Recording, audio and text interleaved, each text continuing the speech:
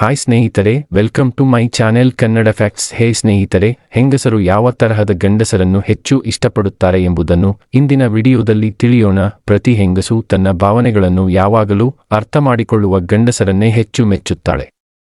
ಎತ್ತರವಾಗಿರುವ ಗಂಡಸರನ್ನು ಹೆಂಗಸರು ಸಹಜವಾಗಿಯೇ ಇಷ್ಟಪಡುತ್ತಾರೆ.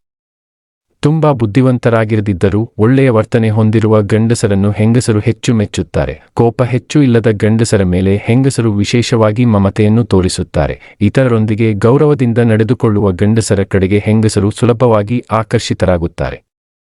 ದೇಹವನ್ನು ಸ್ವಚ್ಛವಾಗಿ ಇಟ್ಟುಕೊಂಡು ಸರಿಯಾದ ಉಡುಪು ಶೈಲಿಯನ್ನು ಅನುಸರಿಸುವ ಗಂಡಸನು ಹೆಂಗಸರ ಗಮನ ಸೆಳೆಯುತ್ತಾನೆ.